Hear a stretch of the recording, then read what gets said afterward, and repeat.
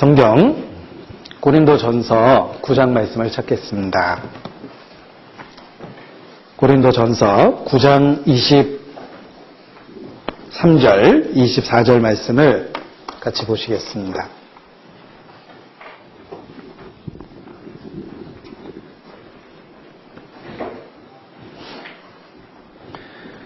고린도전서 9장 23절, 24절 말씀을 함께 읽겠습니다. 내가 복음을 위하여 모든 것을 행함은 복음에 참여하고자 함이라. 운동장에서 다름질하는 자들이 다 달아날지라도 오직 상 얻는 자는 하나인 줄을 너희가 알지 못하느냐. 너희도 얻도록 이와 같이 다름질하라. 영혼을 건지는 미디어, 성도를 세우는 미디어라는 그 타이틀을 이렇게 사용하신 것을 봤습니다.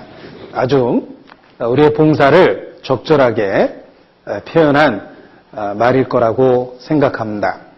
이 구령과 영혼을 구원하는 일, 구령과 그리고 그 후에 양육, 이것이 사실 우리가 봉사하는 모든 일의 목적과 목표라고 말할 수 있습니다. 이 세상에서 가장 가치 있는 일이 무엇일까라고 사람들에게 물어본다면 생명과 관계된 일입니다. 예를 들면 생명을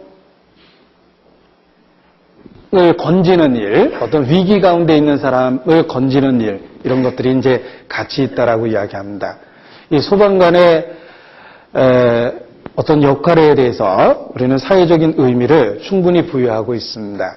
또 병중에 있는 사람, 위기 속에 있는 사람에게 도움을 줄 수 있는 의사가 하는 일들, 이런 일도 생명과 관계되어 있기 때문에 사회적으로 인정해주고 그러한 일을 하는 사람들을 사회적인 어떤 재산처럼 소중히 여깁니다. 생명과 관계된 일이 가장 가치 있고 의미 있다라는 이야기에 우리는 공감할 수 있습니다. 하물며 영원한 생명, 단지 7, 80년의 생명이 아니라 영원한 생명, 영혼과 관계된 일은 더욱더 가치 있고 의미 있는 일임에 틀림이 없습니다. 한 영혼의 가치를 성경은 천하보다 더 귀중하다고 그렇게 비교적으로 표현해 주셨습니다.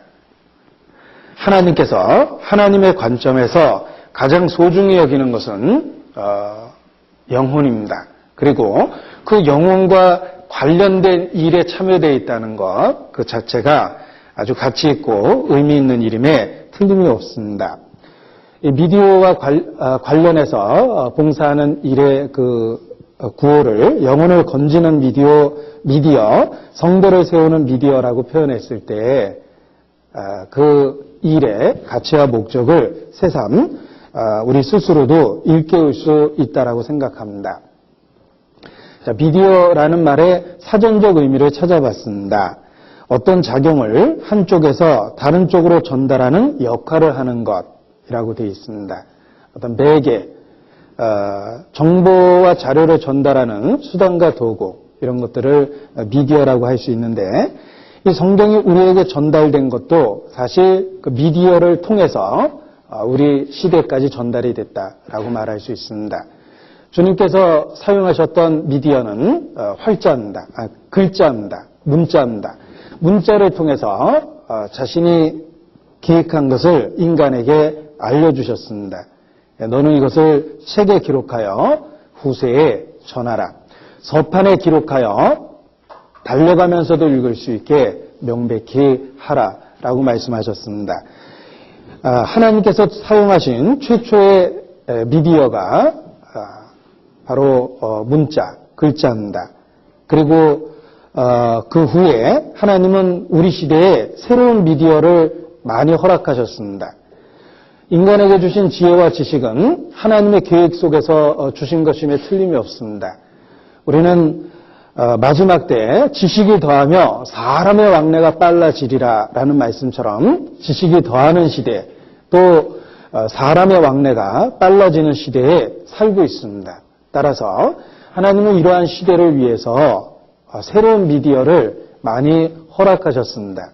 인간에게 문자라는 미디어 외에 영상 매체도 주셨고 또 방송이라는 어떤 우리 시대의 특별한 그 도구들도 주셨습니다. 그리고 이 모든 것을 복합적으로 사용할 수 있는 멀티미디어라고 그러죠. 새로운 용어도 허락하신 것처럼 다양한 방법을 통해서 지식이 전파되도록 하셨습니다. 이것은 단지 사회적인 그런 유익을 위해서만 허락하신 것이 아니라 무엇이든지 다 하나님의 영광을 위하여 존재한다라는 말씀처럼 하나님의 말씀이 이 시대에 더 효과적으로 전파될 수 있는 그런 지식과 기술을 주신 것이다. 이렇게 말할 수도 있습니다. 따라서 우리는 그 옛 시대에 문자로 하나님의 말씀을 전달했다면 21세기 이 시대에 하나님이 허락한 모든 수단과 도구를 통해서 하나님의 말씀을 또 세상에 전파하는 것이 필요합니다. 악한 자는 악한 것들을 전하기 위해서 이 시대의 모든 문명의 도구를 적극적으로 활용하고 있습니다. 그런데 의의 일꾼들이 21세기를 살아가면서 수천 년 전에 도구만을 갖고 활용하고 있다는 것은 아마도 어리석은 모습일 거라고 생각합니다. 이 복음도 21세기에 맞는 그런 방법으로 전해질 필요가 있습니다.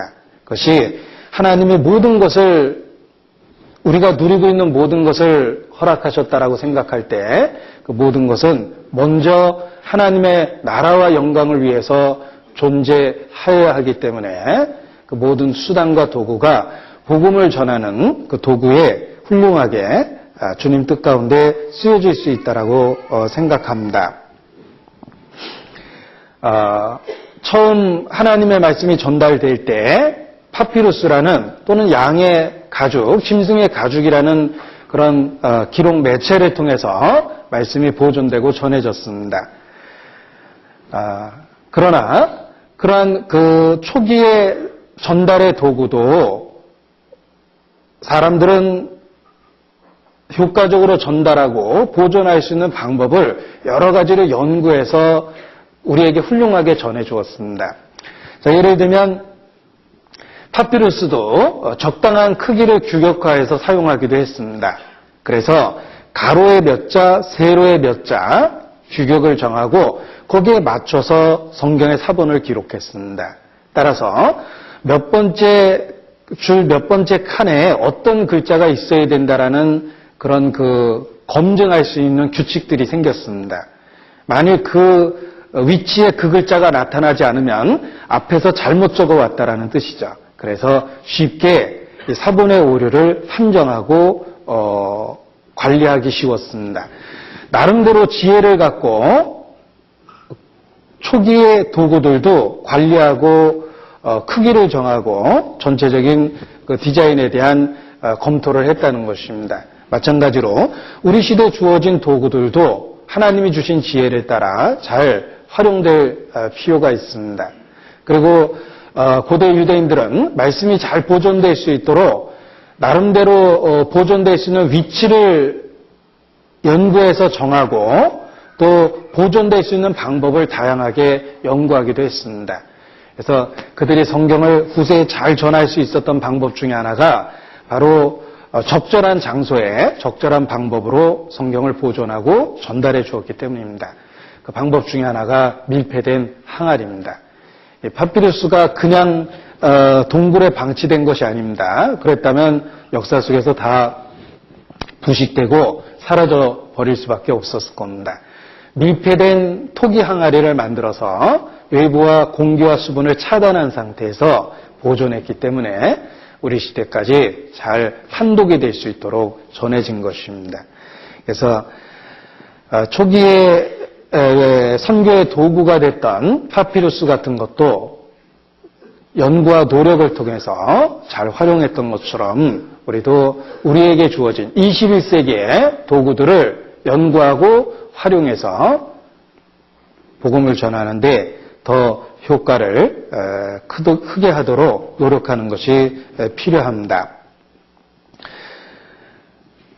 하나님의 말씀이 전해지는 가장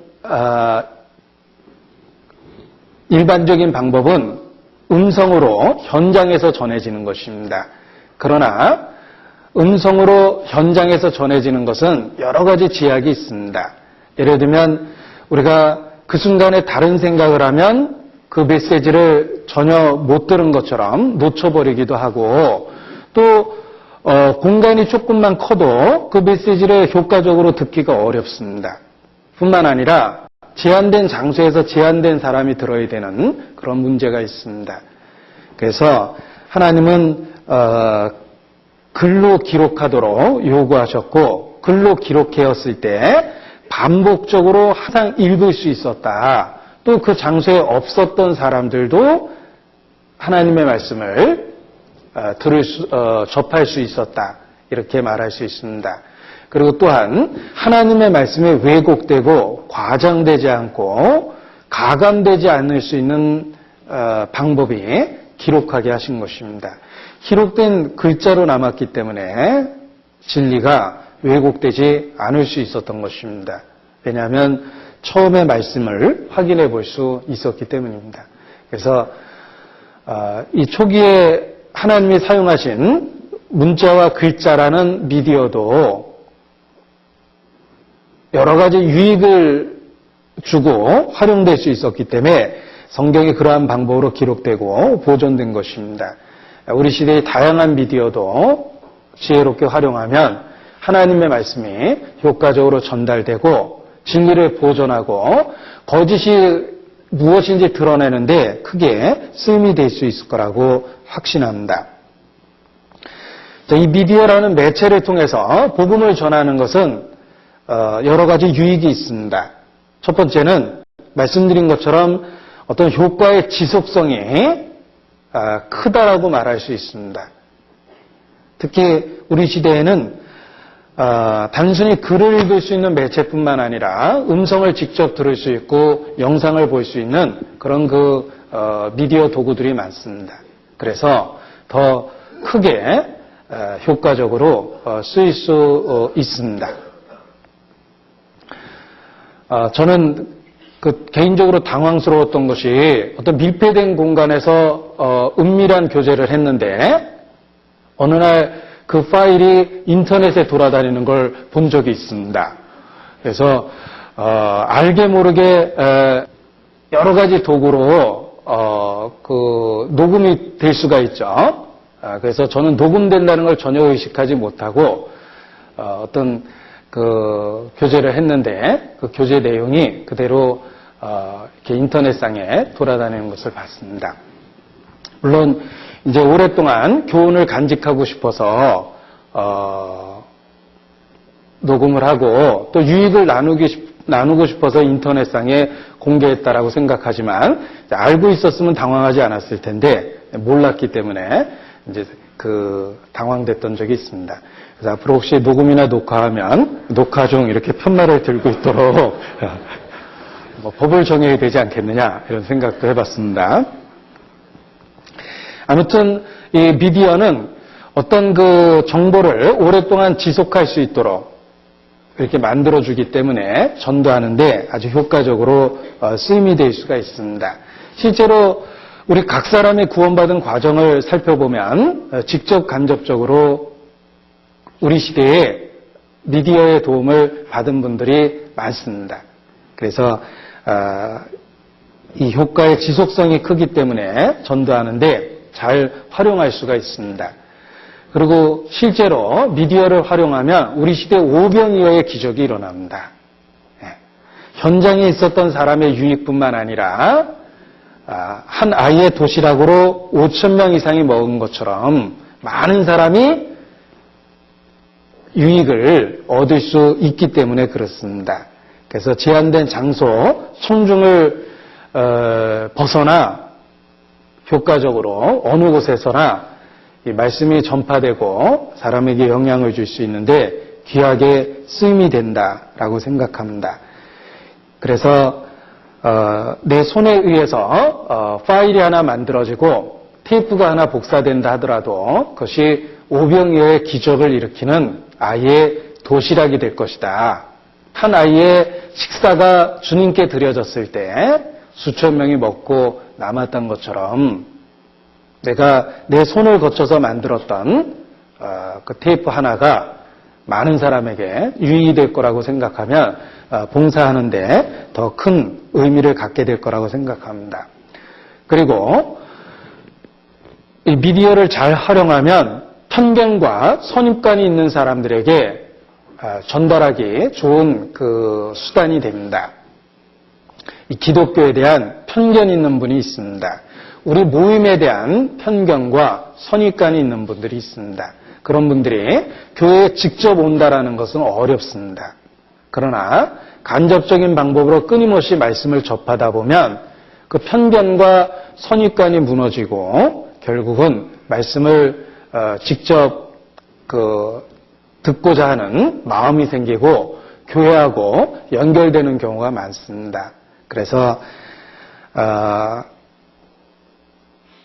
편견과 선입관이 있는 사람들에게 이 시대에 좋은 선교의 도구가 된다라고도 확신합니다. 그리고 지금까지의 교회 생활을 통해서도 경험적으로 여러 번 확인했습니다.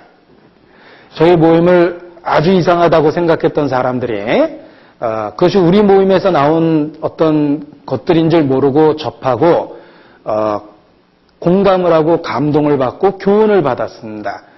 그러다가 그것이 저희 모임과 관련되어 있다는 것들을 알게 되면서 우리 모임에 대한 편견과 선입관이 없어지는 것입니다.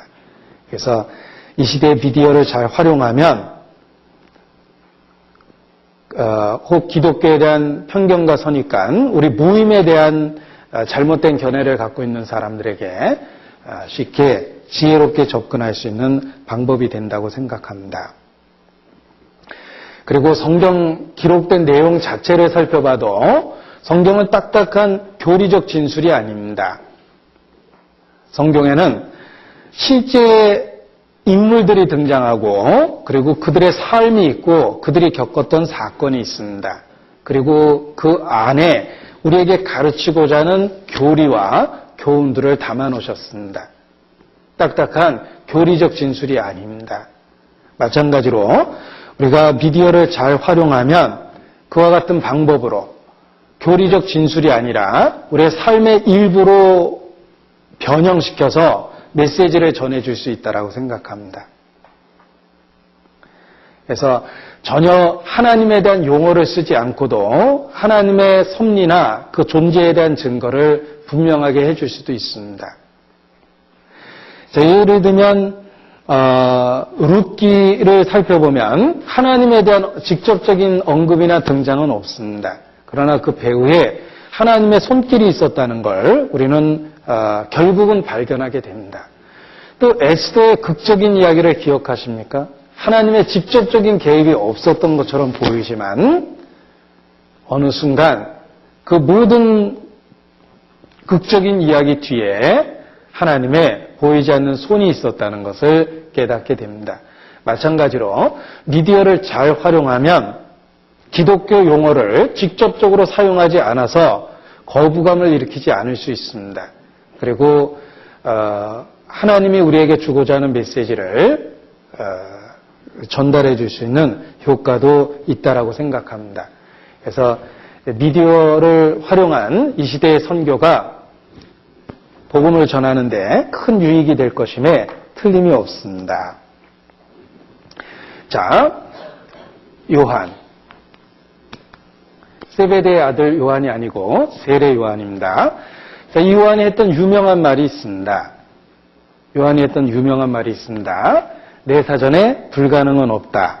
라는 이야기를 하진 않았습니다. 그는 흥하여야 하겠고 나는 쇠하여야 하리라. 라는 그 유명한 이야기를 했습니다.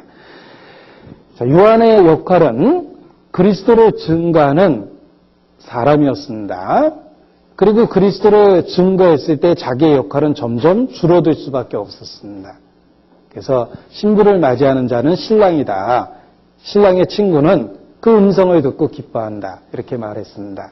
그래서 자신의 그리스도를 증거하는 역할을 잘 수행을 했는데 이 세례 요한의 역할을 복음을 받아들이기 위한 예수 그리스도를 영접하기 위한 일종의 예비 작업이다. 이렇게 말할 수 있습니다.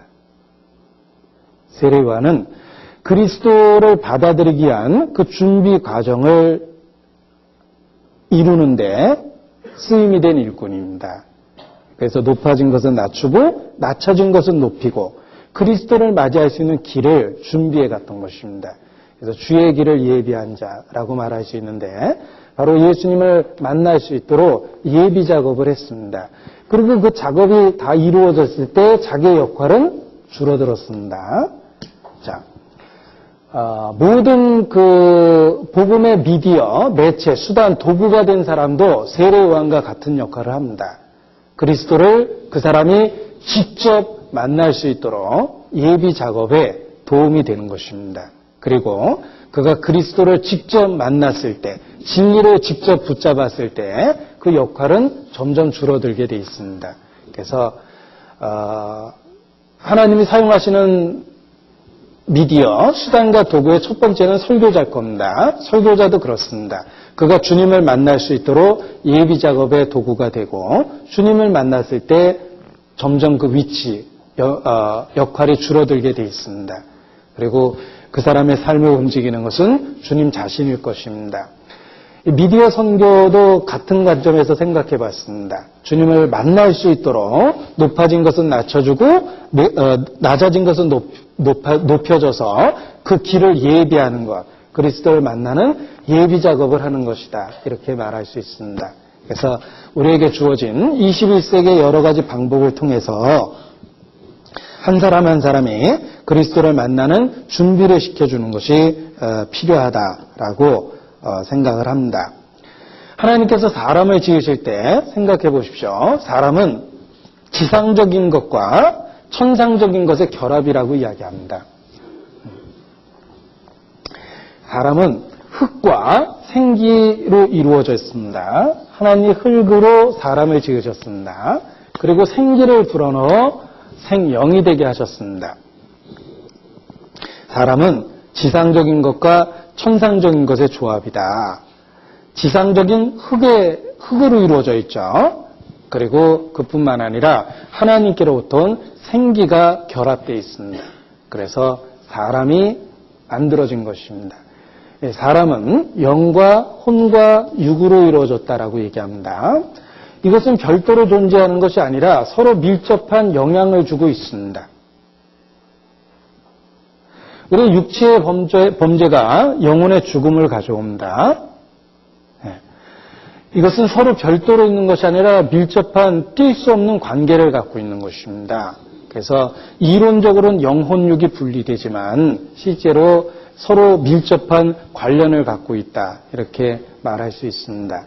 그래서 육체가 병들고 아프면 지정이라고 표현할 수 있는 혼의 작용에 큰 영향이 미칩니다. 그래서 처음에 의지가 강한 분도 육체에 문제가 생기면 의지가 무너집니다. 이걸 옛날 그 사람들 고문하던 사람들이 그걸 써먹었어요. 아무리 지조가 강하고 굳은 사람도 예를 들면 수갑을 뒤로 채워서 대소변을 일주일만 못 보게 하면 거의 짐승이 되겠죠. 그래서 우물 속에서 일주일 동안 뒹굴면은 의지가 다 무너져 버립니다. 그래서 본능적인 것만 남아요. 살아야 되겠다. 그래서 아무리 애국지사처럼 의지를 굳게 해도 육체를 짐승처럼 다루면서 그 사람의 의지를 조금씩 무너뜨립니다. 이게 어차피 밀접하게 관련이 되어 있기 때문에 그렇습니다. 우리도 삶 속에서 내가 건강할 때 갖고 있는 정서적인 것과 육체가 통증이 생겼을 때 이 정서적인 감정은 전혀 다르죠. 아프면 우울해지잖아요. 이게 이제 다 연관이 되어 있는 겁니다. 그래서 서로 영향을 주고받고 있는데 우리가 전도할 때도 마찬가지입니다. 전도할 때도 구원을 받아서 영혼이 살아나는 것이지만 우리 육체가 무관하지는 않다라는 겁니다. 그래서 우리의 전인격적인 모든 것에 영향을 주는 것인데 이 미디어가 영적인 부분에 영향을 줄 수 있는 육과 혼의 자극을 주는 것이 틀림없습니다. 그래서 예수께서 의심 가운데 있었던 도마에게 이렇게 말씀하시죠. 내 상처에 손을 넣어보고 내 그 손에 네 손가락을 넣어보고 만져보고 믿음 없는 자가 되지 말고 믿는 자가 되라 이렇게 말씀하셨습니다. 그것은 육체적인 확인과 접촉을 통해서라도 믿음을 차라리 가져라. 믿음 없는 것보다는 만져보고라도 믿음을 갖도록 해라 이렇게 말씀하신 겁니다. 마찬가지로 이게 이제 그리스도를 만나는 예비 작업이지만 육신과 관련된 부분, 혼과 관련된 부분도 우리가 잘 활용하는 것이 필요한 겁니다. 그래서 사람을 대할 때 선으로 그 사람에게 다가가는 이유가 사람이 영적인 부분만 있는 게 아니기 때문에 복음을 선이라는 우리의 삶의 행동에다가 담아서 줄 수밖에 없는 것입니다. 그래야지 그 사람에게 영향을 주거든요. 그래서 우리의 삶을 선하게 가지려는 것도 같은 모습인데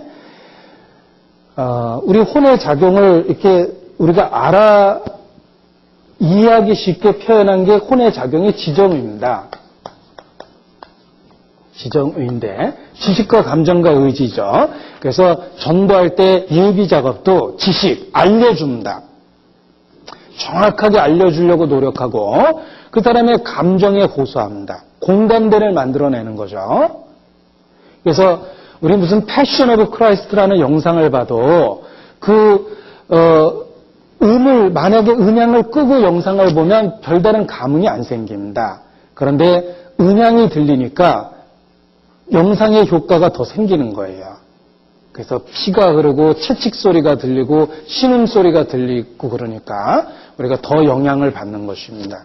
그래서 사람은 감정에다 호소하고 그래서 의지의 결단을 권고하고 그러는 겁니다.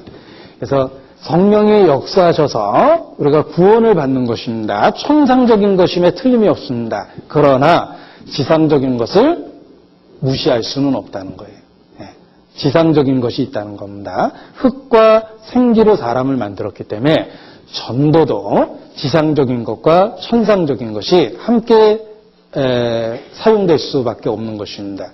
그래서 미디어가 성령이 하시는 일을 대체할 수는 없습니다. 그러나 지상적인 것들을 하는 도구가 될 수 있다는 것입니다.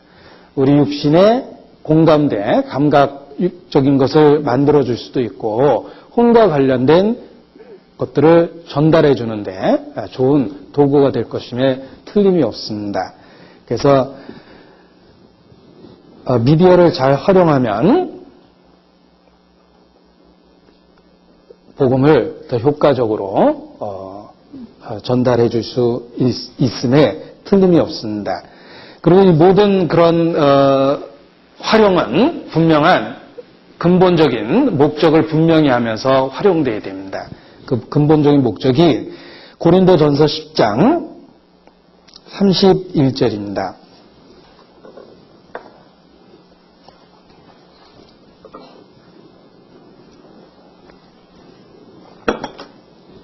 같이 읽죠. 그런즉 너희가 먹든지 마시든지 무엇을 하든지 다 하나님의 영광을 위하여 하라. 모든 봉사의 방법들, 내용들이 다 하나님의 영광이라는 근본적인 목적과 어울려져서 진행이 되어야 된다. 이렇게 말씀드릴 수 있습니다. 고린도전서 9장 보겠습니다. 가장 본받아야 될 전도자가 바울입니다. 바울의 지혜로운 모습을 보십시오. 바울은 19절에 이렇게 말합니다.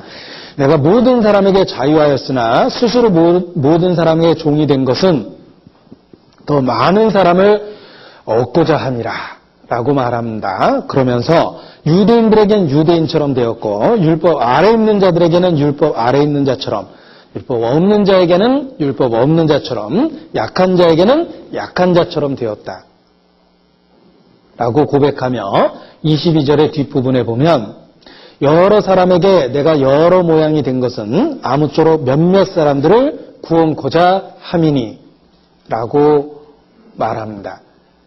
자, 우리가 이러한 바울의 전도의 지혜를 배울 필요가 있습니다. 배우라고 본이 되도록 여기에 기록하셨기 때문입니다. 여러 사람에게 여러 모양이 된 것은 아무쪼록 몇몇 사람들을 구원코자 함이라 라고 말씀하셨습니다. 우리가 진리는 바꿀 수가 없지만 진리를 전하는 방법은 환경에 따라서 대상에 따라서 다양하게 변화를 만들어낼 수 있습니다. 그래서 진리 자체는 불변의 것입니다. 그러나 그 불변의 진리를 전하는 방법은 시대에 따라서 환경에 따라서 문화에 따라서 언어에 따라서 각각 다른 지혜로운 방법을 취하는 것이 마땅합니다. 그래서 미디어도 전도하는 도구이기 때문에 진리는 바꿀 수 없는 것입니다. 그러나 그 진리를 전하는 방법에 있어서는 다양성을 갖도록 하는 것이 필요합니다. 이 다양한 전도 전략이 필요하다. 유대인들에게 맞는, 또 율법 없는 자에게는 그들에게 맞는, 있는 자에게 있는 자인 것처럼 약한 자에게는 약한 자가 접할 수 있는 방법으로 다양한 방법을 동원해 보는 것이 마땅합니다. 이 대자연도 우리에게 그러한 지혜를 가르쳐 줍니다. 이사야서 28장입니다. 이사야서 28장. 이게 무슨 말 하려고 써놓으신 건지 한번 생각해 보십시오. 이사야서 28장 23절입니다. 제가 쭉 읽어드리겠습니다. 너희는 귀를 기울여 내 목소리를 들으라. 자세히 내 말을 들으라. 파종하려고 가는 자가 어찌 끊이지 않고 갈기만 하겠느냐. 그 땅을 개간하며 고르게만 하겠느냐. 지면을 이미 평평히 하였으면 소양을 뿌리며 대회양을 뿌리며 소맥을 줄줄이 심으며 대맥을 정한 곳에 심으며 귀리를 그 가에 심지 않겠느냐. 이는 그의 하나님이 그에게 적당한 방법으로 보이사 가르치셨음이며 소양은 도리깨로 떨지 아니하며 대양에는 수레바퀴를 굴리지 아니하고 소양은 작대기로 떨고 대양은 막대기로 떨며 곡식은 부수는가 아니라 늘 떨기만 하지 아니하고 그것을 수레바퀴를 굴리고 그것을 말곡으로 밟게 할지라도 부수지는 아니하나니 같이 읽죠. 이도 만군의 여호와께로서 난 것이라. 그의 모략은 기묘하며 지혜는 광대하니라. 자, 이 말씀을 그냥 아무 생각 없이 읽으면 읽어놓고도 무슨 말을 하려고 하는지 전혀 깨닫지 못하는데 이 말을 잘 생각해 보면 자, 당시 유대인들이 심을 수 있었던 농산물을 예로 들어서 설명하고 있습니다. 유대인들이 대양, 소해양, 소매, 대매, 귀리. 그 당시에 유대인들이 심고 가꾸었던 대표적인 그 곡물들을 이야기한 것입니다. 그런데 이 곡물들은 각각 뿌리는 곳이 다르고 심는 방법이 다르고 더욱더 거두는 방법이 다르다는 것을 얘기하는 거예요. 그래서 심는 방법도 다르고 거두는 방법도 다르다. 그런데 그런 지혜를 하나님이 이루신 거고 우리에게 아주 적당한 방법으로 가르쳐 주셨다는 것입니다. 하나님은 우리가 먹을 수 있는 식물도 다양성을 갖고 만드셨습니다. 종류대로 만드셨습니다. 우리의 전도의 대상도 규격화되어 있지 않습니다. 하나님은 사람을 풀빵 찍듯이 똑같이 만들어낸 게 아니죠. 우리는 다양성을 갖고 있습니다. 그 다양성을 이루는 지혜가, 광대한 지혜가 있는데 이 전도에 있어서도 마찬가지라는 겁니다. 전도도 그 다양성을 갖고 여러 부류의 사람에게 접근할 수가 있습니다. 그래서 예수님이 장님을 고쳐줘도 똑같은 방법으로 고쳐준 적이 없습니다. 어떤 장님은 딱 말만 합니다. 보아라 하니 즉시를 보고 예수를 쫓더라 이렇게 돼 있고 어떤 장님은 진흙을 눈에 이겨가지고 실로암 갓에서 씻어라 뭐 이렇게 얘기하고 어떤 장님은 침을 뱉어서 흙을 이겨가지고 눈에다 바르고 한 번에 잘 안 됐어요. 보이냐? 뭐 나무 같은 게 걸어가는 것 같은데 잘 안 보이나이다. 예수께서 다시 한번 또 이렇게 하시죠. 그러니까 장님을 구원하신 방법조차도 다양했다는 것입니다. 이것은 하나님은 지혜가 광대하셔서 우리를 규격화시키지 않았어요. 사람도 종류대로 만드셨습니다. 따라서 전도의 방법도 종류대로 지혜를 주십니다. 이 다양성을 갖는 것이 이 전도의 지혜라고 말할 수 있습니다. 그래서 어떤 규격화된 것이 아니라 우리가 그 사람에게 접근할 수 있는 다양한 방법으로 접근하는 것이 필요한데, 이 미디어라는 도구가 그 전도의 다양성을 만들어줍니다. 그래서 때로는 문자와 그 글자를 읽으면서 마음을 여는 분이 있고, 어떤 사람은 전도자와 대면해서 눈을 마주치고 상담을 해야지 마음을 여는 분이 있고, 또 삶 자체가 폐쇄적이어서 사람을 거의 접하지 않고 사는 사람이 있죠. 그런 사람들은 혼자만의 공간에서 어떤 영상 매체를 통해서 말씀을 들을 수도 있다는 것입니다. 그래서 이 다양성을 갖고 접근할 수 있는 방법을 미디어가 만들어줄 수 있습니다. 그리고 동일한 미디어라는 방법을 사용해도 어떻게 접근하냐에 따라서 그 사람의 지정의에 호소하고 그리스도를 만나는 예비 작업을 해줄 수 있다는 것입니다. 그래서 소해양, 대양, 소맥, 대맥, 귀리, 이 다양한 품종들은 다양한 방법으로 심겨지고 다양한 방법으로 추수되었다. 전도도 그와 같이 다양성을 갖고 전해지는 것이다. 물론 기본적인 건 똑같습니다. 동일한 태양, 동일한 하늘로부터 내리는 비, 그리고 동일한 토양, 뭐 이런 기본적인 것은 비슷하겠죠. 그러나 하나님은 모든 것을 규격화하신 것이 아니라 다양화라는 것도 만드셨기 때문에 전도도 그런 방법에 의해서 다양화될 수가 있습니다. 자, 고린도전서 9장 다시 보겠습니다.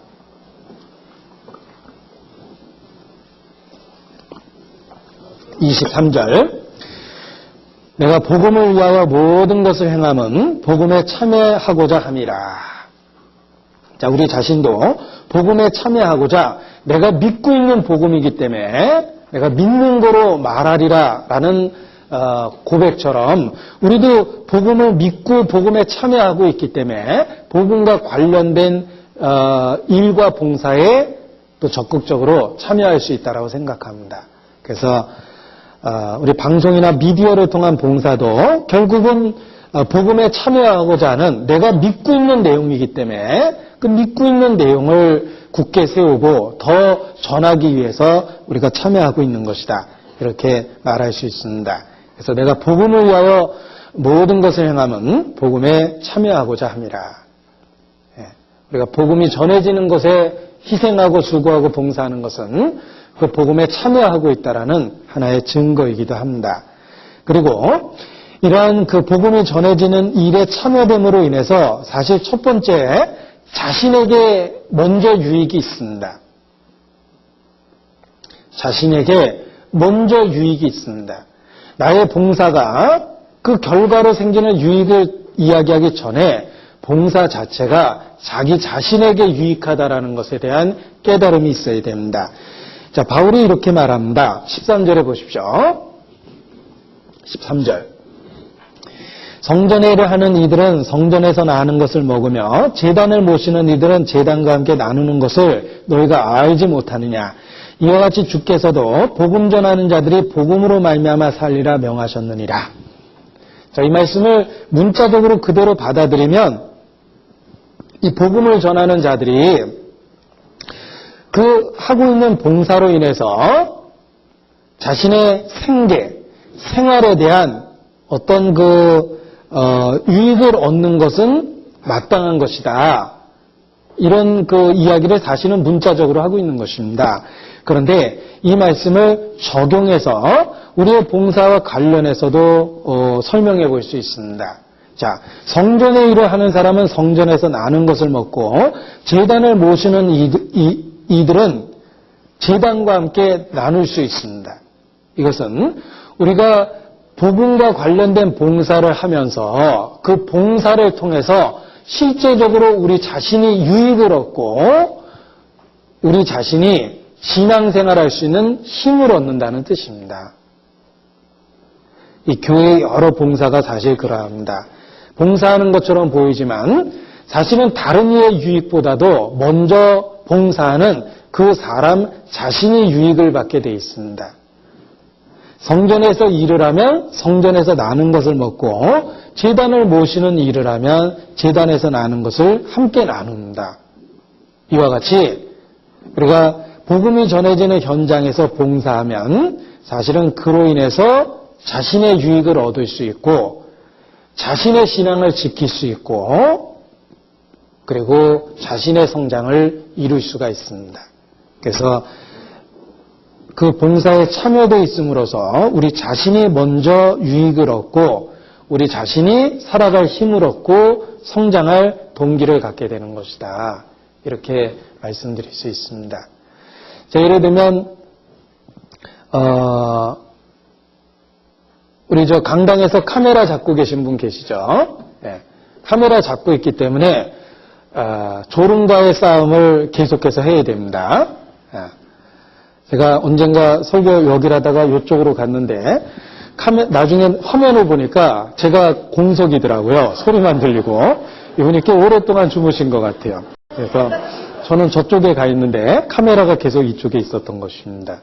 그래서 음성만 들리고 있는데 아무튼 그런 방송사고를 막기 위해서 끊임없이 졸음과 싸움을 하는데 덕분에 말씀을 제일 좋은 위치에서 말씀을 들을 수 있다는 것입니다.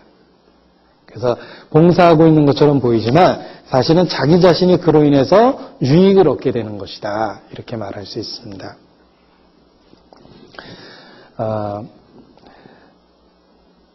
제가 전도인들과 아침에 이제 공부를 하는데 1시간을 가르치려면 3시간 이상을 내 자신이 준비를 할 수밖에 없습니다. 1시간 가르칠 사람이 10분 준비할 수는 없겠죠. 네. 그러니까 1시간을 가르치려면 3시간 이상 시간의 투자가 돼서 그 내용을 내가 확실하게 이해하고 있어야지만 설명이 가능합니다. 그래서 공부 아침에 이렇게 참여한다라는 게 내가 그 가르치는 위치에 선다라는 것이 이제 상당한 부담을 줍니다. 왜냐하면 저녁에 집회를 갔다 돌아와서도 집에 돌아오면 11시 반쯤 되겠죠. 12시나. 자야 되는데 또 책을 볼 수밖에 없습니다. 그리고 아침에 일어나면 좀 신세계 체조라도 한번 해야 될 것 같은데 당장 일어나면 책상에 앉습니다. 네. 인풋이 있어야지 아웃풋이 있기 때문에 공부를 안 할 수가 없습니다. 그래서 마음에 큰 부담은 되지만 사실 그 아침 공부로 인해서 가장 큰 유익을 받는 사람은 선생된 내 자신이다라는 걸 잘 알고 있습니다. 왜냐하면 가르치기 위해서 남들보다 3배를 받기 때문에 결국은 그 유익이 나에게 남기 때문에 그렇습니다. 그래서 그런 경우를 생각해봐도 성전의 일을 하는 자들이 성전에서 나눈 것을 먹고 제단을 모시는 일을 하는 사람이 제단과 함께 나눈다라는 말이 깨달아집니다. 그 봉사에 참여되어 있기 때문에 자기 자신이 유익이 되고 있다는 것입니다. 군대에서 아주 중요한 직분을 맡은 사람이 있습니다. 그 직분 때문에 그 사람을 보호하기 위해서 굉장한 시설물을 만들어 놓고 직격탄을 맞아도 죽지 않을 정도의 시설물 안에서 일을 합니다. 이 사람 죽으면 큰일 나거든요. 그러니까 이 사람은 그 일 때문에 전쟁에도 보호되고 있는 거죠. 그 일이 실제로는 우리를 보호하고 살려주고 있다는 것입니다. 우리가 6.25가 다가오고 있는데 6.25도 마찬가지입니다. 수백만 명이 죽었습니다. 그런데 그 전사자를 분석해보면 민간인이 훨씬 더 많이 죽었습니다. 전선에 있는 군인이 죽을 확률보다 민간인이 죽을 확률이 더 많다는 거예요. 왜냐하면 민간인은 비무장이거든요. 그래서 일방적으로 당합니다. 군인은 무장돼 있고 무리가 져 있기 때문에 군인 죽이기가 쉬운 게 아니거든요. 그래서 오히려 무장된 군인이었기 때문에 전쟁통에 살아남을 수도 있는 것입니다. 역설적이지만 사실이 그래요. 그래서 우리의 하고 있는 일이 우리를 살려주고 있다. 우리를 붙잡아주고 있다. 그로 인해서 우리가 신앙생활에 성장이 되는 것이다. 이렇게 말할 수 있습니다. 그래서 무엇보다도 봉사는 내 자신에게 유익하다라는 걸 알아야 돼요. 그래야지만 겸손하고 감사한 마음으로 그 일을 할 수가 있습니다. 그 일 자체가 자기에게 축복이라는 걸 잘 알거든요. 고린도 후서, 자, 오늘 고린도 전서 9장은 본문입니다. 고린도 전서에 표시하고 고린도 후서 9장을 보겠습니다.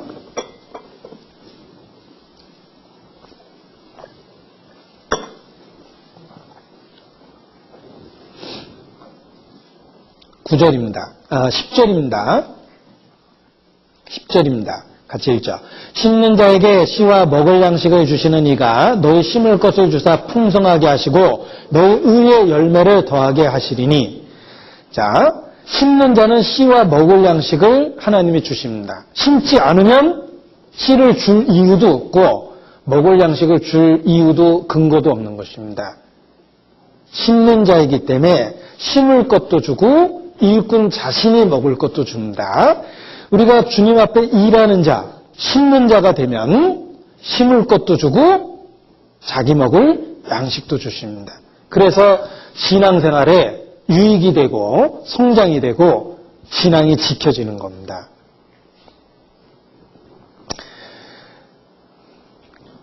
내가 만약 교회에서 직분을 얻지 못했다면 어떻게 됐을까?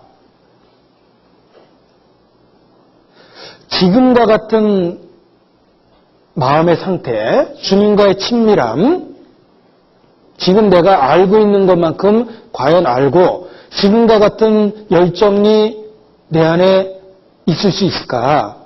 없을 거라고 생각합니다. 직분이 있었기 때문에 직분에 맞게 은사도 주시고 씨와 먹을 양식을 주신 겁니다. 그래서 제가 교회에서 설교하는 직분을 맡았다면 그 직분에 대한 최고의 수혜자는 바로 나 자신입니다. 내 자신이 먼저 유익을 얻게 되어 있습니다. 설교할 때도 마찬가지예요. 말씀을 이렇게 묵상하다 보면 첫 번째 유익은 제 자신입니다. 내가 공감이 되고 감동이 되고 주님 안에서 다시 살고자 하는 열정이 일어났기 때문에 그 말씀을 전할 수가 있는 것입니다.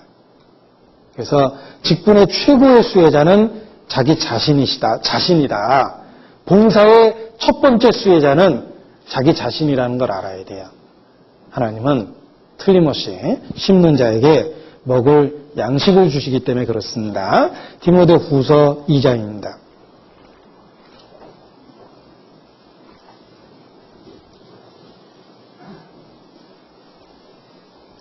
디모데후서 2장 6절 7절입니다.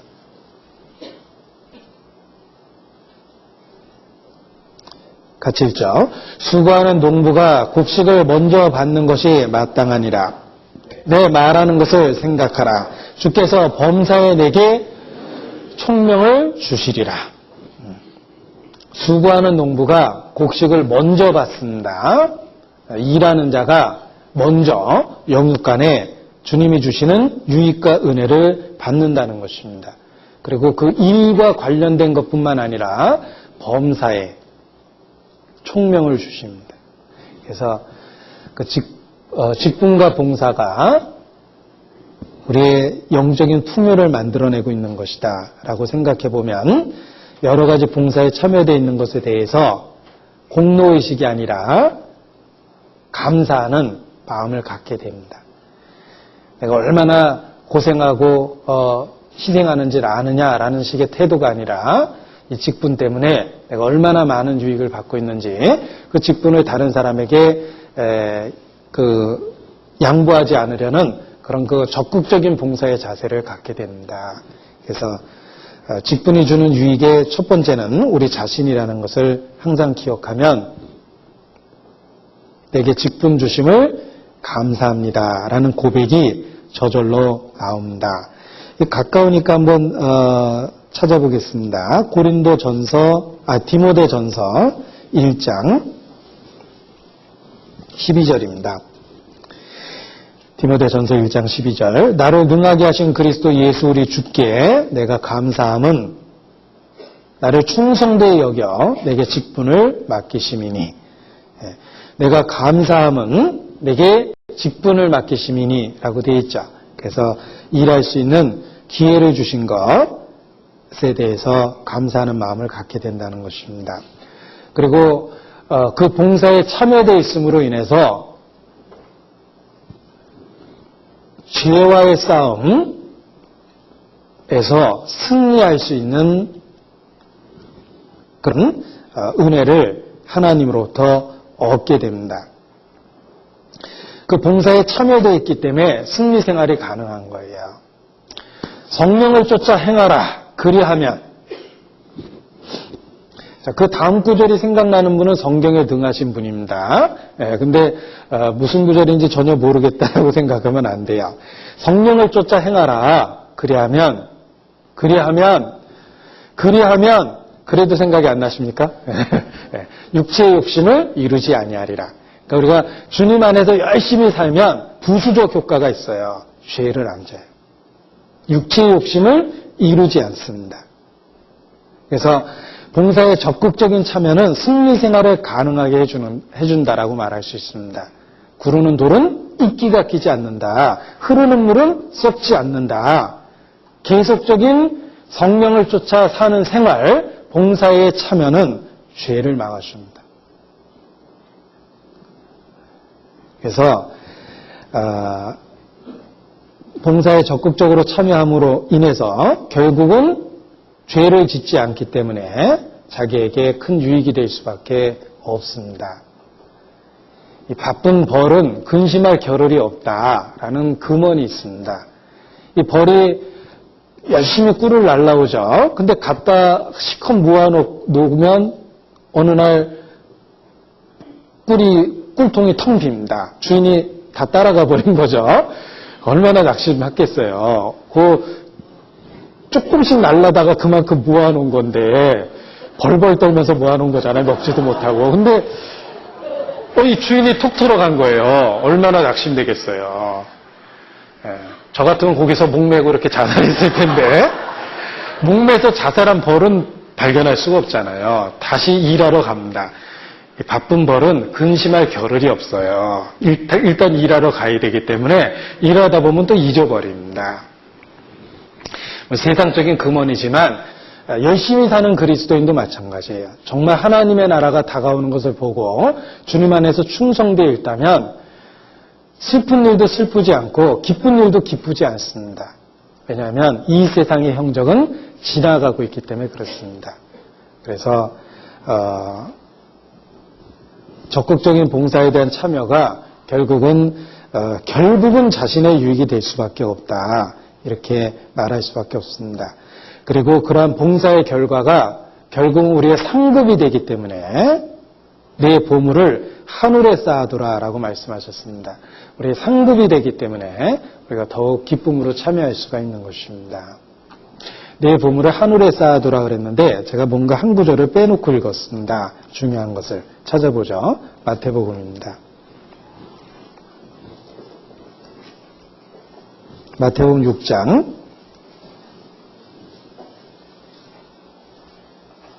20절입니다. 무엇을 빼놓고 읽었는지 확인해 보십시오. 내 보물을 하늘에 쌓아두라 라고 제가 말을 했는데 중요한 걸 빼놓고 읽었습니다. 오직 너희를 위하여 보물을 하늘에 쌓아두라. 하나님의 보물을 하늘에 쌓아두라고 명령하신 것은 결국 우리 자신을 위해서입니다. 하나님이 창조주입니다. 아무것도 부족함이 없습니다. 하나님을 위해서 우리에게 봉사와 희생을 요구하는 것은 아닙니다. 우리 자신을 위해서 그렇게 하라라고 말씀하시는 겁니다. 신명기 10장입니다.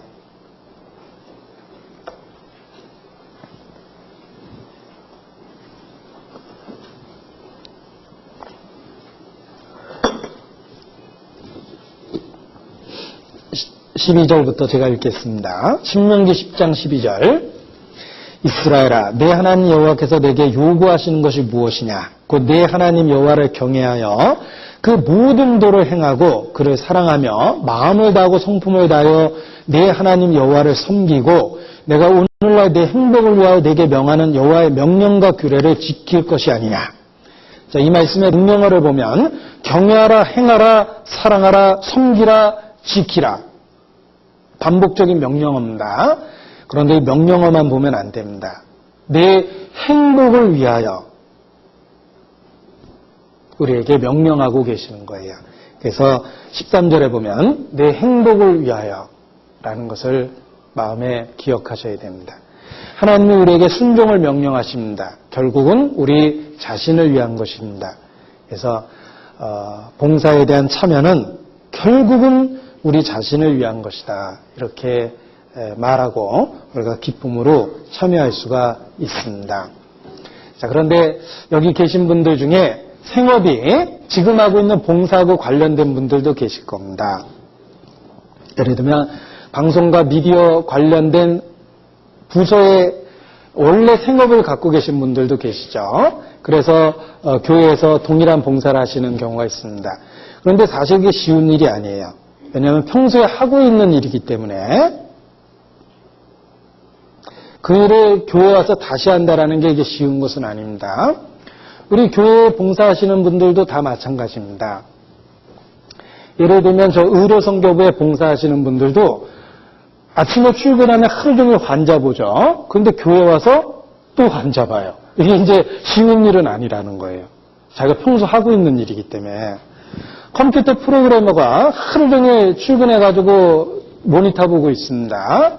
그런데 교회 와서까지 또 모니터 보고 있으면 이게 쉬운 일은 절대로 아니에요. 그래서 믿음이 필요한 겁니다. 교회 봉사는 믿음이 필요한 거예요. 우리 의료 선교 하시는 분이 저한테 이런 충격적인 얘기를 하셨습니다. 이 의사 노릇도 좋아 보이지만 바깥에서 보면 좋아 보이지만 이 상당한 스트레스를 받는 데입니다. 그래가지고 일에 스트레스를 받을 때는 집에 딱 들어왔는데 아내가 자기에게 아이가 아프다 그러면 병원에 데려가봐. 그런데 대번에 하루 종일 환자 보다 왔는데 집에 와서 또 환자 보라고 그러니까 병원에 데려가지 왜 가만히 있었냐 이렇게 자기도 모르게 얘기를 했답니다.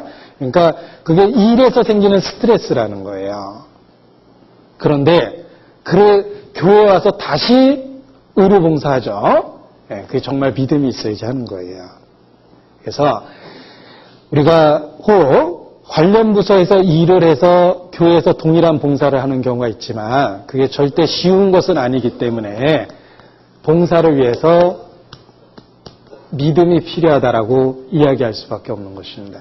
신앙이 있어야지만 그 일이 되는 거예요.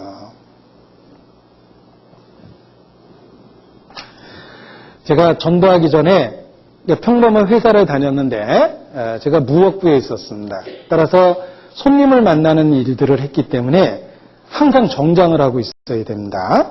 그래서 회사가 요구하는 그 기준이 있었어요. 뭐 가름만은 7:3이 좋겠다라든지 뭐 기준이 있습니다. 색깔이 와이셔츠 입으면 한번 째려봅니다. 꼭 그걸 입어야 되겠냐? 막 이럽니다. 그래서 하얀 와이셔츠나 정장을 하게 돼 있어요. 그 여름에 반팔 입어도 눈치가 뱄어요. 정장은 긴팔을 입거든요. 그래서 늘 정장을 하고 다녔습니다. 이게 이제 하루 이틀이지 매일 그러다 보니까 아주 스트레스가 됐어요. 나도 제발 면바지 한번 입어보고 싶다. 이런 생각을 했습니다. 그래서 그 소원을 일요일날 교회에 올 때 소원 성취를 했습니다. 그래서 늘 입고 다니던 정장을 안 입고 이제 아주 편한 옷으로 캐주얼하게 입고 그리고 아침마다 제가 면도를 하는데 면도 오늘만은 나도 터프하게 가보자 이래가지고 면도 안 하고 제가 사실 일요일날 교회를 왔습니다. 그러다가 어느 날 너무 부끄러웠어요. 내가 먹고 살기 위해서 일주일 내내 면도하고 단장하고 정장하고 다녔는데 일주일에 한두 번 오는 교회를 면도도 안 하고 대충 입고 온 거예요. 이거는 생각과 태도가 잘못됐다. 먹고 살려고 일주일 내내 출근하면서도 정장하고 다녔는데 내가 하나님 앞에 오면서 이럴 수가 있느냐 반성했습니다. 그리고 또 하나 그때 내가 차가 없었는데 회사는 늦으면 택시 타요. 두말할 것도 없이 택시 탑니다. 늦으면 큰일 나거든요. 제가 모시고 있는 그 윗사람 차장의 이름이 면도날이었어요. 하면 빈다. 그래서 무서워서 택시 타요. 교회는 늦으면은요, 아무 생각 없어요. 버스 탑니다. 여유있게 갑니다. 그것도 잘못됐다는 걸 알았어요. 매일 출근하면서 늦으면 택시 탔는데, 교회는 일요일날 가면서 여유있게 가거든요. 아무 생각 없이. 이건 태도가 잘못된 거다. 그래서 그 생각과 태도와 동기를 바꾸기 위해서 일요일날도 늘 입던 것처럼 정장을 하기 시작했습니다. 그리고 그게 올바르다는 걸 알았어요. 어느 날부터 이제 마음에 꺼리꼈던 기도할 때 꺼리꼈던 것이 없어졌어요.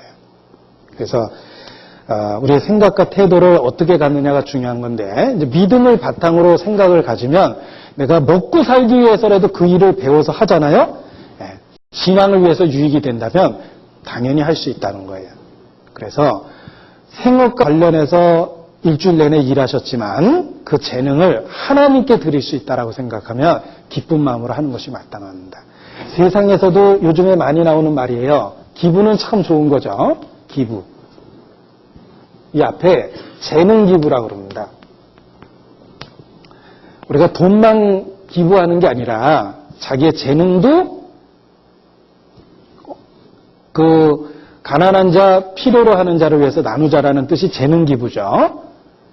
그래서 유명한 음악가가 아주 그 작은 무대에서 봉사와 관련된 공연을 하고 이런 것들이 이제 재능 기부 중에 하나고, 유명한 화가가 그림을 그려서 기부하고 이런 것들입니다. 그래서 이 재능 기부라는 말도 세상에서도 합니다. 하며 그리스도인은 말할 것도 없어요. 우리가 생업과 관련돼 있다 하더라도 기꺼이 신앙을 갖고 봉사할 수 있어야 된다고 생각합니다. 그리고 우리가 가지고 누리고 있는 모든 것들은 생각해보면 다 하나님이 주신 것입니다. 성경은 우리 마음에 반문합니다. 내게 있는 것 중에 받지 않은 것이 무엇이냐? 한번 생각해 보세요. 내게 있는 것 중에 받지 않은 것이 무엇이냐? 고린도전서 4장 7절입니다. 찾아보죠.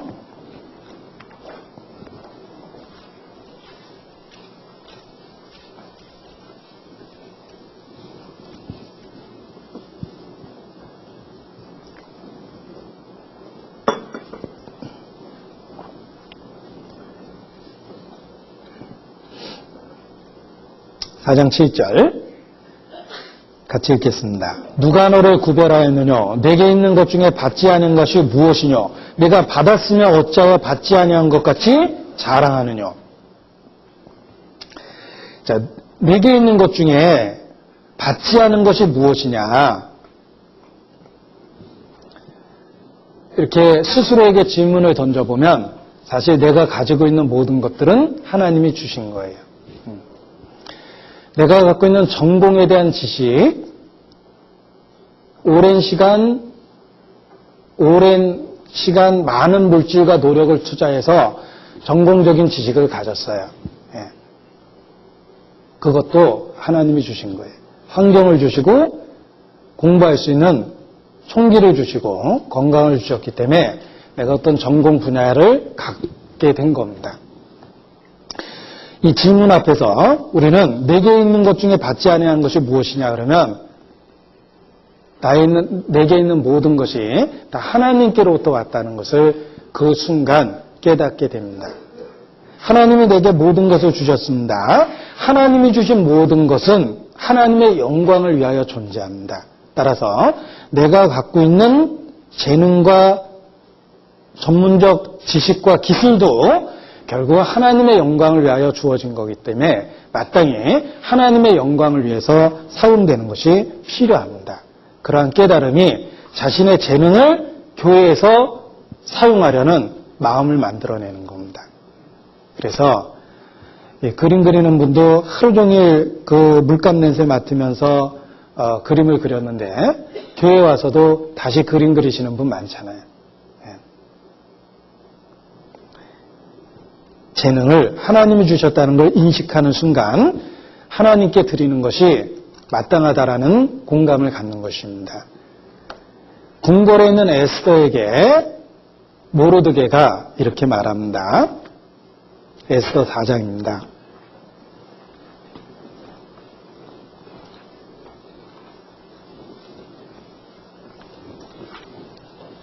에스더 4장 14절입니다.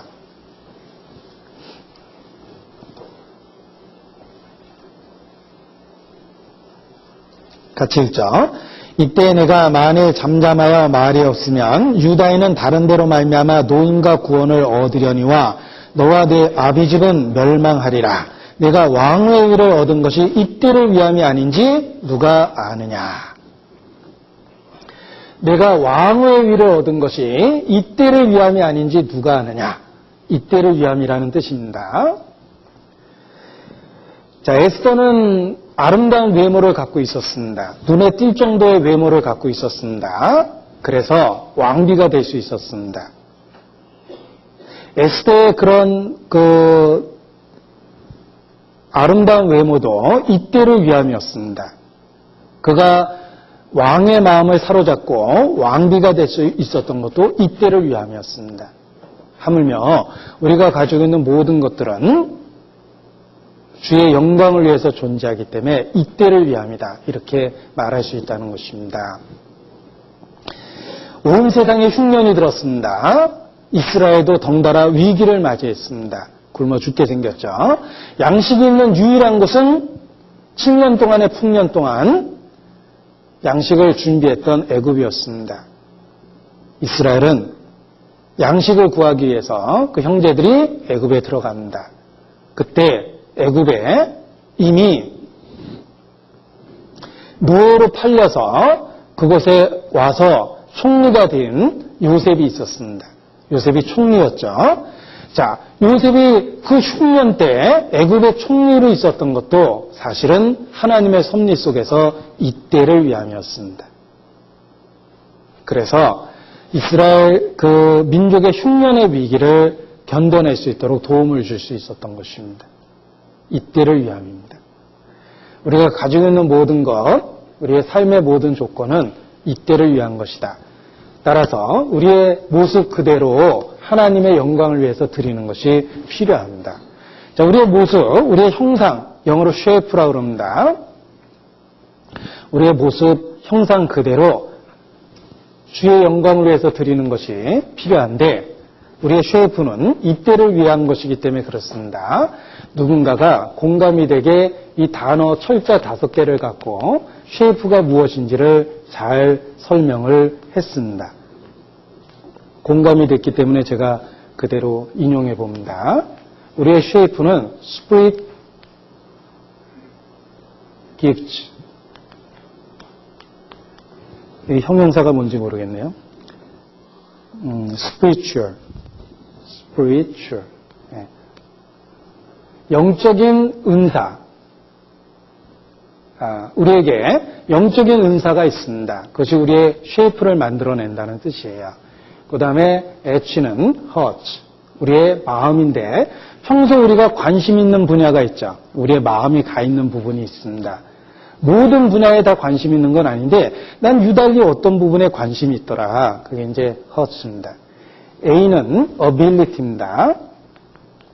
능력입니다. 예. 자기가 잘하는 것들이 있습니다. 예.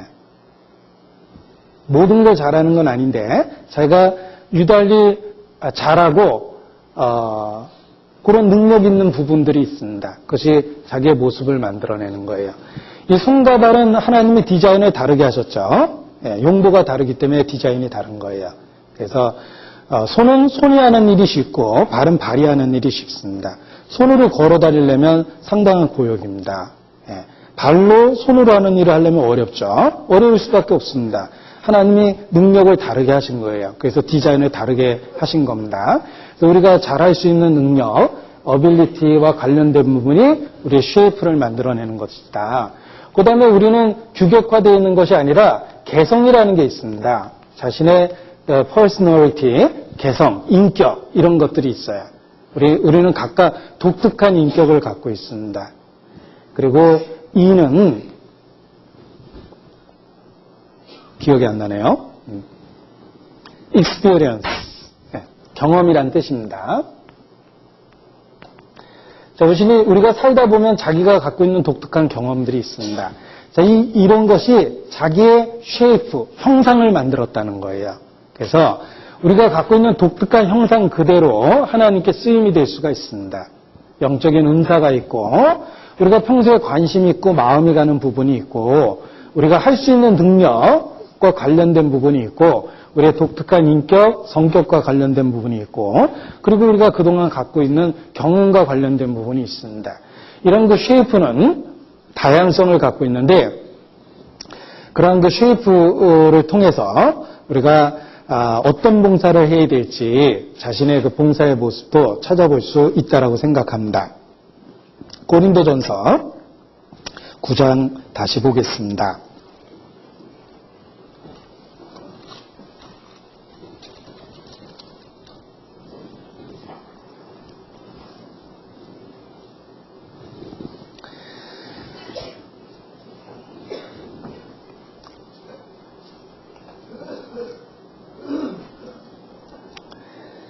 (23절) 내가 복음을 위하여 모든 것을 행함은 복음에 참여하고자 함이라. 자신이 믿고 있는 그 진리를 위해서 그 진리를 믿는다라는 걸 표현하기 위해서 복음을 위해서 모든 것을 희생하고 수고하고 살아가고 있다고 바울은 고백합니다.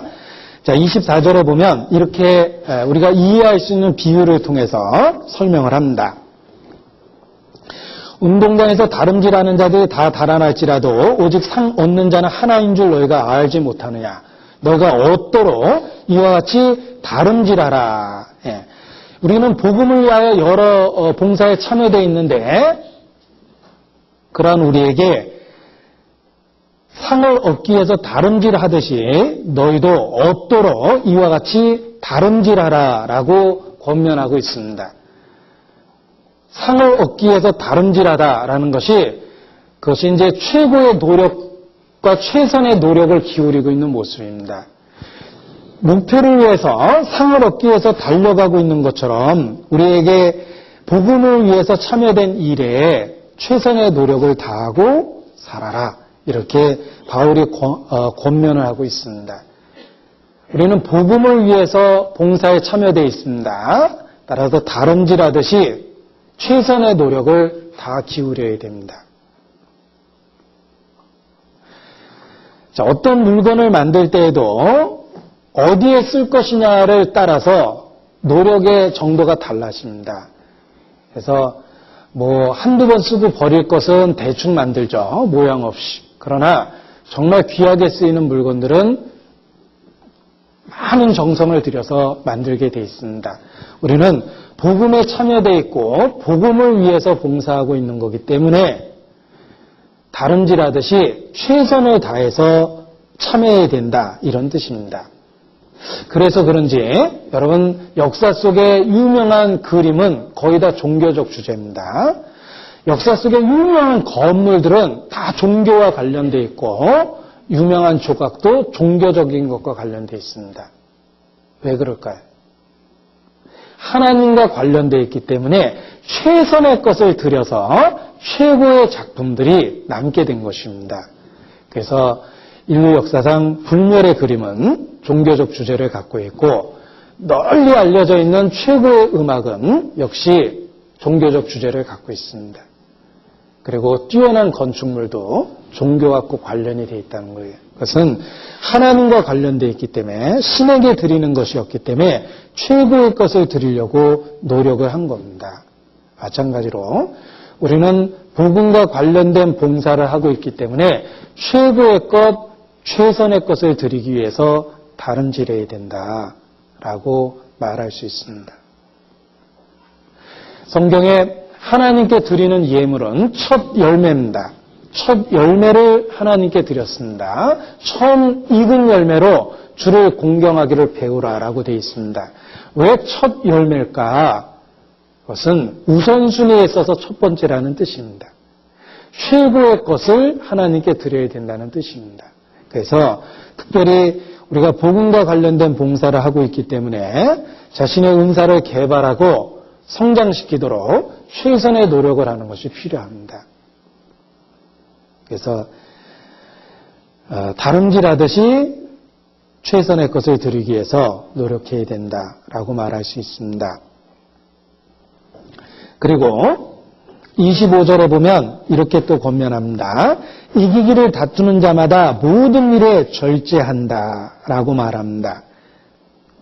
자, 모든 일에 절제한다라고 얘기했는데 이 모든 일에 절제한다라는 말을 제가 다른 번역을 보니까 아주 엄격한 그 훈련에 자기를 집어넣는 것이라는 표현으로 되어 있습니다.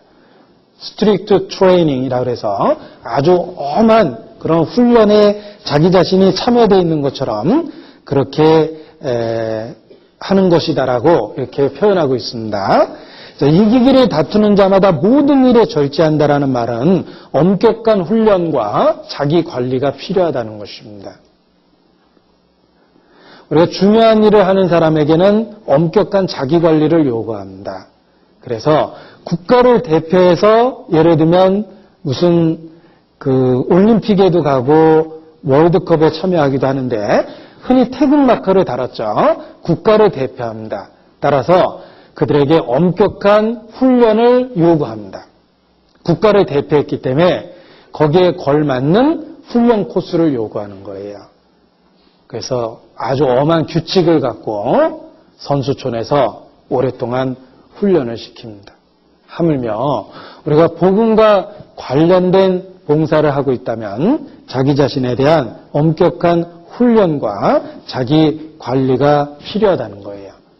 우리가 하고 있는 일이 복음과 관련되어 있기 때문에 그 중요성 때문에 엄격한 자기 관리가 필요한 겁니다. 그래서 여기 이기기를 다투는 자마다 모든 일에 절제한다라는 말이 엄격한 자기 훈련이 필요하다라는 뜻입니다. 그래서 심지어는 바울은 고백하기를 27절입니다. 내가 내 몸을 쳐 복종하게 하면 내가 남에게 전파한 후에 자기가 도리어 버림이 될까 두려워함이니라 라고 고백합니다. 여러분 바울과 같은 사도도 자기 몸을 쳐서 복종케 했죠. 그런데 우리 같은 사람이 자기 몸을 쳐 복종하지 않으면 금방 실격자가 되게 돼 있습니다. 바울조차도 내 몸을 쳐 복종한다라고 말했는데 우리 같은 사람은 말할 것도 없습니다.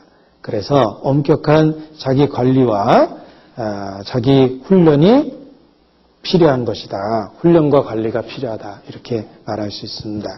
그래서 자기가 하고 있는 일에 대한 엄격한 strict training이라고 그랬죠. 훈련과 자기 관리, 모든 일에 절제가 필요합니다. 그래서 내가 내 몸을 쳐 복종케 하겠다라고까지 표현을 했던 것입니다. 자, 12절 보십시오. 고린도전서 9장 12절입니다.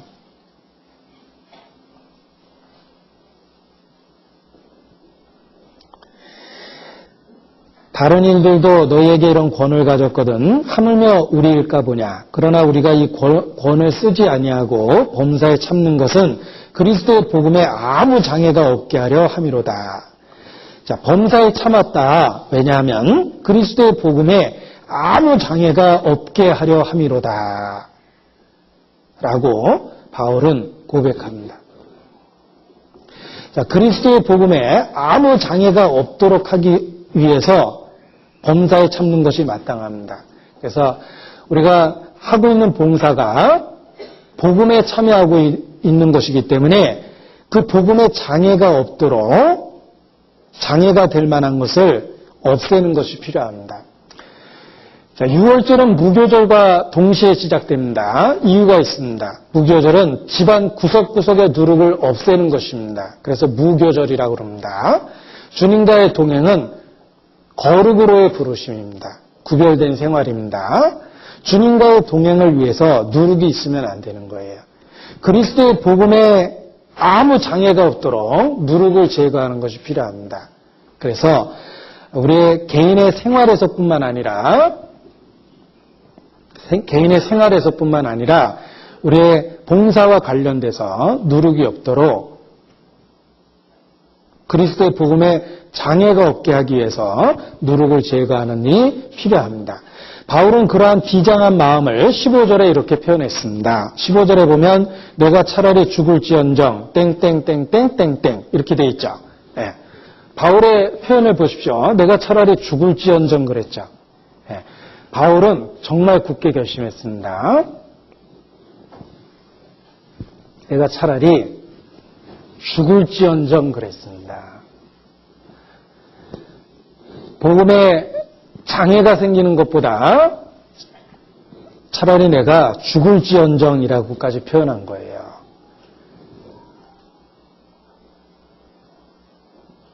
우리에게도 그런 동일한 마음이 필요합니다. 내가 차라리 죽을지언정. 예. 내가 차라리 죽을지언정. 이거 너무 멋있는 말인 것 같아요. 내가 차라리 죽을지언정. 영어로 한번 써보죠.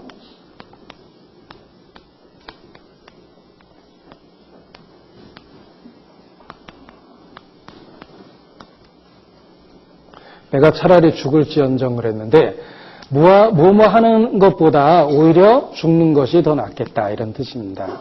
여기 뭐뭐 하는 것보다라는 말에 우리가 개인적으로 당하는 일들이 들어있어요. 그리스도인으로서 해서는 안 될 일들이 있습니다. 그거 하는 것보다는 차라리 죽자. 복음을 회방하고 그리스도의 이름을 욕되게 하며 자식들에게 부끄러움을 끼치고 지금까지 살아왔던 모든 신앙의 간증을 무너뜨리는 일을 하는 것보다는 차라리 죽자. 이런 비장한 마음을 가져야 됩니다. 우리가 참여한 일은 복음에 참여한 일이기 때문에 이런 비장한 각오가 필요한 거예요. 그리스도의 복음에 장애가 없도록 하기 위해서 뭐뭐 하는 것보다는 차라리 죽자. 죽을지언정. 이런 비장한 마음이 필요합니다. 옛 성현들도 차라리 이런 일을 하느니 죽는 게 낫다라고 얘기한 거 몇 가지가 있습니다. 예를 들면 국가에 반역을 한다든지 아니면 자손 대대로 부끄러움을 끼칠 만한 일을 한다라든지 인간으로 해서는 안 되는 도덕적인 큰 죄를 짓는다든지 차라리 그러느니 죽자라고 옛 성현들도 그렇게 비장한 고백한 기록들을 많이 보게 되는데 신앙적으로는 말할 것도 없어요. 차라리 죽을지언정이라는 생각을 굳게 가져야 돼요. 그리스도인으로서 절대로 해서는 안 되는 일들이 있다라는 거예요. 차라리 죽을지언정. 그리스도의 복음에 장애가 없도록 하겠다라는 그런 비장한 마음이 그리스도인을 그리스도인답게 만들어주고 강하게 만들어주고 승리하게 만들어주고 봉사에 적극적으로 참여하게 만들어줍니다. 그래서 그리스도의 복음에 장애가 되는 것을 없애려는 결심을 해야 됩니다. 차라리 이러이러한 일보다는 내가 죽는 게 낫겠다까지 생각하는 비장한 마음을 갖고 구별된 삶을 살아야 됩니다. 자, 그리고 모든 봉사의 내용은 기도와 말씀을 통해서 검증해야 됩니다. 기도하는데 꺼리 껴지면 잘못된 방법이에요. 말씀을 통해서 검증해야 됩니다. 우리가 열심히 다른 박질하는 거 중요하지만 더 중요한 게 있다라고 말합니다. 올바른 방향으로. 빨리 뛰는 것이 중요하지만 더 중요한 건 방향이 올바로 맞아야 돼요. 아무리 빨리 뛰어도 방향이 틀리면 잘못된 거고 상대방을 향해서 온 체중을 실어서 주먹을 날려도 허공에 닿치면 아무 유익이 없는 겁니다. 그래서 바울이 그렇게 표현했죠. 26절에 9장 26절에 그러므로 내가 다름질하기를 향방 없는 것 같이 아니하고 싸우기를 허공을 치는 것 같이 아니했다 그랬죠. 예. 방향이 맞아야 돼요. 목표를 정확히 보고 주먹을 날려야 되는 겁니다. 마찬가지로 우리의 모든 봉사는 방향이 맞아야 됩니다. 목표를 정확히 해야 됩니다. 하나님의 영광을 위하여라는 목표를 정확히 하고 방향이 맞아야 된다 그랬죠? 하나님의 말씀이라는 규칙에 맞아야 돼요. 그래서 법대로 경기하지 아니하면 면류관을 얻지 못하리라 라고 말합니다. 하나님에 대한 열심은 있지만 지식이 없으면 방향이 틀린 거예요. 우리의 모든 봉사는 기도와 말씀을 통해서 검증해야 됩니다. 기도를 통해서 하나님과의 친밀한 교통을 통해서 옳은지 그른지 확인하고 말씀이라는 기준을 세워서 그 말씀에 맞게 봉사하는 것이 필요합니다. 모세가 오랫동안의 희생과 수고를 통해서 성막을 건축하고 완공했습니다. 여러분 그 과정을 읽으면서 반복되는 표현을 확인하지 않으셨습니까? 여호와의 명하신 대로 모세가 성막을 만들었습니다. 만들었다는 게 중요한 게 아니에요. 여호와의 이르신 명령대로 만들었다는 게 중요한 겁니다. 건축하되 설계도 대로 짓지 않으면 불법입니다. 완공을 눈앞에 두고 다 철거 명령을 받을 수도 있다는 거예요. 그래서 디자인대로 건축해야 되는 것처럼 하나님의 법대로 봉사를 해야 된다. 따라서 기도와 말씀으로 검증하면서 봉사를 해야 됩니다. 그리고 이러한 복음에 참여하는 봉사는 교회를 사랑하는 마음, 교회를 중요하게 여기는 마음을 갖고 봉사해야 됩니다. 여러분 교회를 어머니라고 비유합니다. 누구든지 공감할 수 있는 성경적 근거입니다. 진리의 말씀으로 우리를 낳으시는데 그 낳으시는 그 어머니와 같은 역할이 교회입니다. 그래서 귀 있는 자는 성령이 교주님에게 하시는 말씀을 들을지어다가 아니죠. 교회에게 하시는 말씀을 듣는 거예요.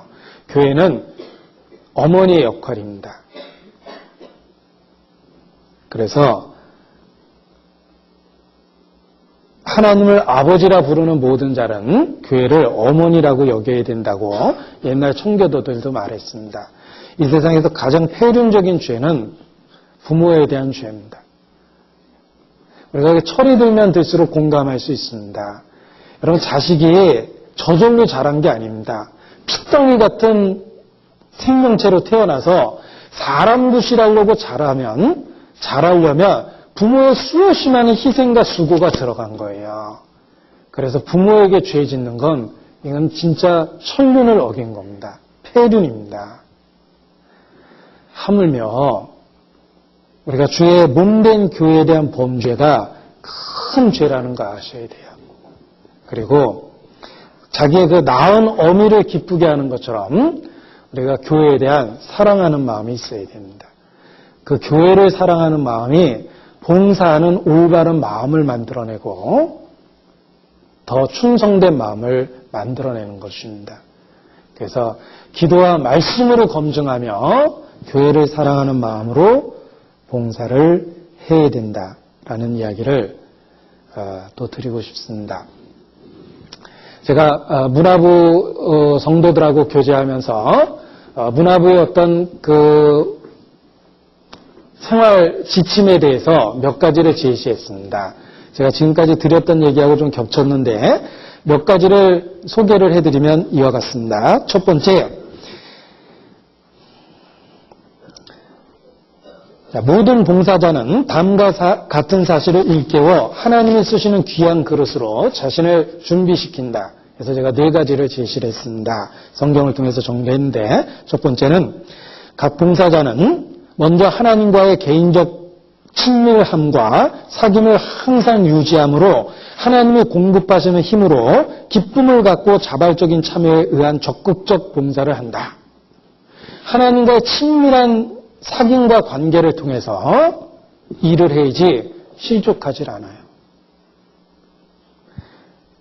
하나님과의 친밀한 관계가 없이 일하면 일할수록 교만해지고 넘어집니다. 모든 봉사는 하나님의 친밀한 사귐과 관계를 근거로 해야 됩니다. 예수께서도 내가 나를 사랑하느냐? 주여 그러하이다. 내 양을 치라. 주님에 대한 사랑을 근거로 일을 주셨기 때문에 그렇습니다. 두 번째는 우리 각자가 소유한 모든 재능은 오직 하나님께로부터 온 것임을 일깨우고 하나님에 대한 감사와 겸손함을 갖고 봉사에 참여한다. 재능은 하나님이 주신 것이라는 걸 알면 기꺼이 하나님께 드리고자 하는 마음이 생깁니다. 자, 예를 들면 카메라를 앞에 두고 이렇게 말을 하려면 보통 사람은 하기가 참 어렵습니다. 일단 시선을 어디에다 둬야 될지 모르고요. 그리고 손이 이렇게 있어야 될지 배에 올려놔야 될지 이게 손이 또 어디 있어야 될지 막 이게 당황스럽습니다. 그래서 저절로 어색한 동작이 되고 그리고 말 잘하던 사람도 카메라 보고 얘기하려면 버벅거리게 돼 있어요. 이 훈련의 결과입니다. 훈련되면 카메라를 보고도 시선을 고정하고 그리고 알아들을 수 있는 말과 억양으로 자연스럽게 얘기하게 돼 있어요. 그게 아무나 하는 게 아니라는 거죠. 그런데 그 훈련되기 위해서 오랜 과정이 필요합니다. 그 훈련될 수 있도록 환경을 주신 건 하나님이 주신 은사 중에 하나예요. 그래서 활용하는 게 필요합니다.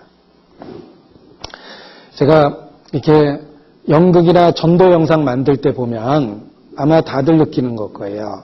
흔히 프로하고 아마추어는 아주 큰 간격처럼 이렇게 딱 보입니다. 실제 연기하는 분들하고 아마추어로 연기하는 분들하고 연기하는 모습 자체가 다르고 전혀 달라요. 그런데 흔히 말하는 프로가 참여되어 있을 때는 그 같은 영상물의 그 질이라고 그럴까요? 그게 전혀 격이 다릅니다. 그래서 우리에게 주신 그 재능이 하나님께로부터 왔다라는 걸 확신하게 깨달으면 정말 귀하게 쓰일 수가 있습니다. 대부분의 우리 안에서 만들어지는 그런 모든 결과물들은 교회 이름을 달고 움직이거든요. 그래서 그게 어설프면 교회가 어설퍼 보이는 거예요. 그러나 그게 어떤 수준을 보고 있으면 저절로 교회의 수준이 그렇게 높아 보이는 겁니다. 그래서 우리의 재능이 하나님께로부터 왔다는 걸 확실하게 일깨우면 귀하게 쓰임이 될 수 있다는 것입니다. 그래서 세 번째는 하나님께서 주신 은사와 재능은 우리 자신의 노력과 훈련과 연구를 통하여 더 향상시켜야 한다. 이것은 우리가 참여할 목을 하나님이 주심으로 우리에게 상급과 유산을 주시고자 하는 기회임을 명심한다.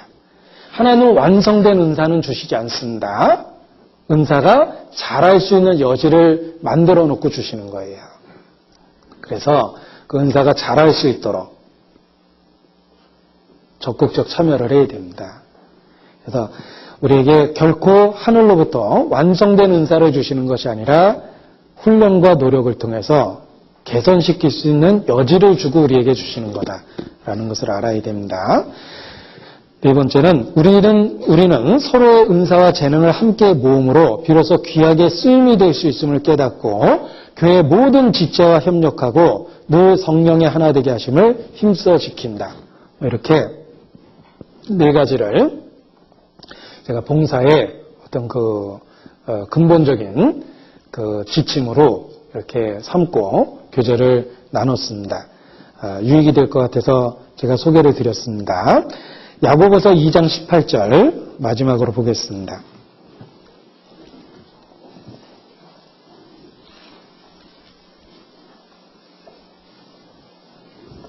야고보서 2장 18절 같이 읽죠. 혹이 가로되 너는 믿음이 있고 나는 행함이 있으니 행함이 없는 내 믿음을 내게 보이라. 나는 행함으로 내 믿음을 내게 보이리라. 나는 행함으로 내 믿음을 내게 보이리라. 저는 이 말씀을 아주 마음에 여러 번 새기고 있습니다. 나는 행함으로 내 믿음을 내게 보이리라.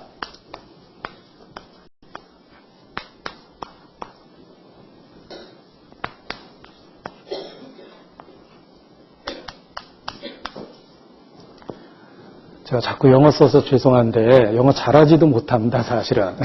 그런데 영어가 갖고 있는 독특한 또 마음에 심겨질 수 있는 그 묘미가 있더라고요. 그래서 영어 문장을 같이 이렇게 외우려고 노력을 하는데 I will show my faith 나는 내 믿음을 내게 보이리라. By what I do. 이렇게 되어 있습니다. 나는 내가 하는 것을 통해서, 하는 것에 의해서 내 믿음을 내게 보이겠다. What I do. 내가 하는 것에 의해서 내 믿음을 내게 보이겠다 그랬죠. 여러분, 믿음을 말로 보이니까 설득력이 없는 거예요. 우리 아이가 저한테 아빠 생일 축하해요. 그래서 제가 성경 몇 구절을 외워줬습니다. 하나님의 나라는 말에 있지 않고 능력에 있다. 내 믿음을 내게 보이라. 빈손으로 내게 오지 마라. 뭐 이렇게 제가 몇 가지 충고를 했습니다. 아니 말로만 아빠 사랑해요, 생일 축하해요, 그럼 뭐하냐? 빈손으로 내게 오지 말지니라라는 성경말도 있다고. 하나님의 나라는 말에 있지 않단다가 이렇게 제가 충고를 했습니다. 하물며 보세요. What I do, 내가 하는 행동에 의해서 믿음을 보여야 돼요. 말이 아니라 내가 하는 행동으로 믿음을 보여야 됩니다. 저는 사실 마음이 상했는데 웃었습니다. 믿음으로 웃은 거예요. 나는 그런 상황 속에서 절대 못 참습니다. 그런데 사실 괜찮은 것처럼 전혀 표시 안 했습니다. 마음으로는 너무 충격받았는데 사실 아무 일 없었던 것처럼 그냥 표현하고 넘어갔습니다. 네. 믿음으로 보이겠다고 생각했기 때문에 그래요. 그래서 우리의 하나님을 향한 믿음이 우리의 삶에 보이도록 표현해 보는 것이 필요한데 우리 봉사할 때 그렇습니다. 우리가 조금 더 수고하고 조금 더 희생하고 조금 더 참고 조금 더 협력하고 양보하고 이 모든 것은 믿음을 보이는 거예요. 그래서 봉사의 현장에서 믿음이 드러납니다. 우리는 본성을 깨고 적극적인 참여를 할 수 있습니다. 왜냐하면 우리에게 주신 믿음이 살아있기 때문에 우리의 삶도 그렇게 만들 수가 있는 거예요. 그래서 나는 행함으로 내 믿음을 내게 보이겠다라는 말처럼 우리의 실제적 삶, 희생과 수고와 봉사 속에 참여하면서 우리의 믿음을 보이는 것이 필요합니다. I will show you my faith by what I do. 그랬습니다. 나는 행함으로 내 믿음을 내게 보이리라 라고 말했는데 우리의 봉사의 현장에서 우리가 봉사하는 이유가 우리의 살아있는 믿음을 보이는 방법이 이 봉사에 대한 적극적 참여라고 확신을 합니다. 기도하시겠습니다.